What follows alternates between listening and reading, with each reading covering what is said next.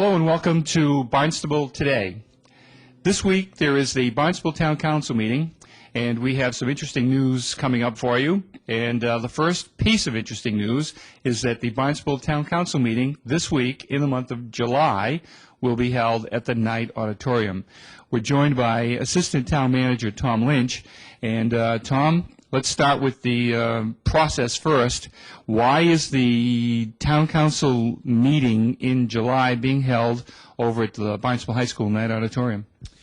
Well, there are two controversial issues on the agenda, one being with the sewers and private roads debt exclusion issue, and then the other being a docks and piers moratorium that's been in effect for a while, and there's been a study produced, and so they're deciding whether they're going to move forward on that. So individually, each has filled the hearing room here at Town Hall, so the council president wanted to be safe, and since they're only having the one meeting in July, they wanted to move it over there and be sure they'd be able to hold it on that evening. Let's start with, they're both tough issues to talk about, and let's talk about the road betterments program, and of course that has to do a lot with the Stewart's Creek Stewering project, and that's how it all started, I believe. Is that correct?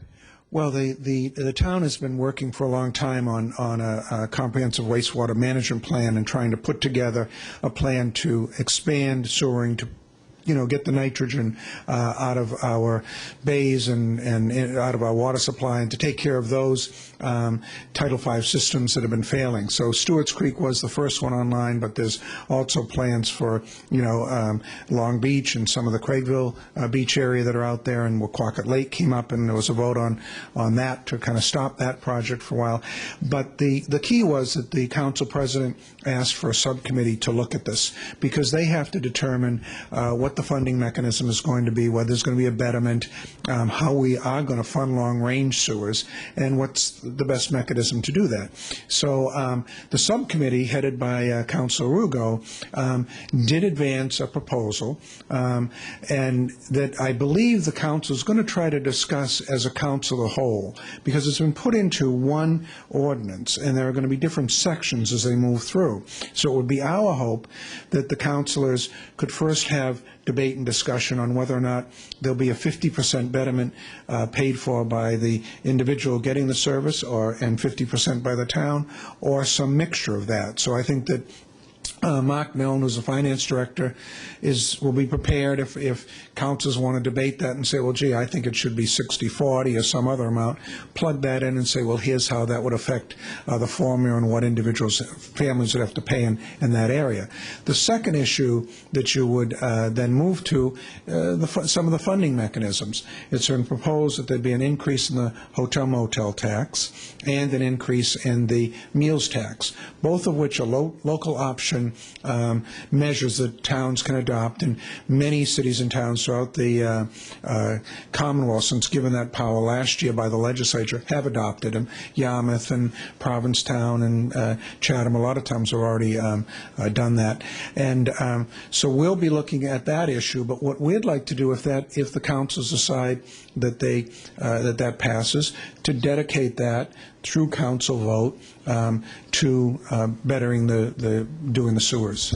The motel hotel tax and the meals tax is, I just want to make sure everybody understands what we're talking about, is over and above what we currently charge on the hotel motel tax and on the meals tax.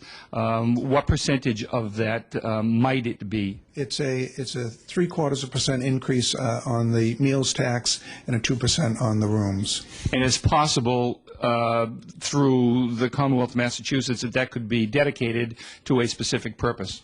Well, under the debt, it gets a little tricky, but under the way the debt exclusion will work is that each year the council would have to vote a certain amount of appropriation. Now, we know that the hotel and motel and meals are going to bring in about 1.6, maybe 1.8 million in total, and they would then dedicate that to paying off whatever bond issue was brought up.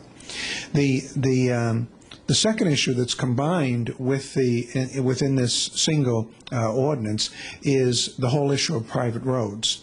And again, there'll be a discussion of, do you want private roads in with this ordinance, or do you want it separate?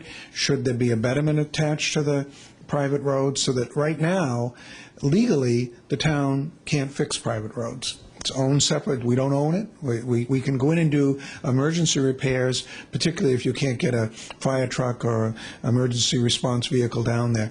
So we can respond that way. But generally, if a private road wants to be fixed with public dollars, they have to petition the town, and 51% agree to it, and then we can, participate in that process, actually take the road. And there's also ways that we can just fix it, for them. So, but the idea is that we've got a lot of private roads. We get every week we get citizens writing in saying, my road needs XYZ repairs, and when are you going to come and do this? And when you have 1,100 private roads and they're deteriorating, you've got a big public policy problem that's out there. So the town manager, working with the council, has tried to say, I think we should combine these two. If we're going out for an override, we have a certain amount for, to fix private roads. We're also going to be going and doing sewer work, and we're doing some of that sewer work on private roads. Let's fix the private road at that time. So then after, if we get through that discussion, then we're going to be into, the discussion of, do we do a debt exclusion, which is an override, and what amount will that be? So I think, as you can see, there are very complex issues that the council has to deal with. Now, the council president has kind of said, we've been talking about this for a couple of years now. I expect my members to know about it. He's not looking for a lot of presentations, so I think viewers turning in on Thursday, once we start that sewer discussion, there may be a brief discussion on the private roads by, Director of Public Work Mark Ells, but that will probably be brief, and then we're hoping that the council will meet more as a committee of the whole so they can discuss these issues back and forth before they get into offering amendments. Because once you start going through and members offer different amendments, it's going to get a little confusing. So I think the council president's hoping he can get a sense on all those issues we've just outlined. I don't want to make light of anything because these are serious matters, but as the old saying goes, there's two things that you never want to see, and one of them is making sausage, and the other one is making law. And it sounds like this is going to be a very involved, very intricate meeting on this particular subject. I think it's going to be a challenge for the council president because he's the parliamentarian, so he's going to have to rely on the town clerk who's taking down the amendments and follow through our procedure. What you want to be careful about is that sometimes when you go lengthy into a debate, as you know, having been a town councilor, as you go lengthy into a debate, someone offers an amendment early on that doesn't get adopted, and then someone comes back and says, what about that? And suddenly that gets in, and it triggers other problems throughout. So I think it's going to be a challenge just to keep it all in order. But I think the council president's up to it, and it should be an interesting evening. And hopefully we'll get to the docks and piers moratorium issue, but I think that's the sewers and private roads is probably the big one that people will be able to watch and be involved with. And I think you just answered the question I was about to ask you. There will be an opportunity for public comment by the public as well. Yes, there'll be public comment as we normally have it, and whether the council president will have then public comment when he opens up the ordinance, I would expect he probably would, so there might be a couple of shots at that. Sure. Now, there will be time permitting, because this is the only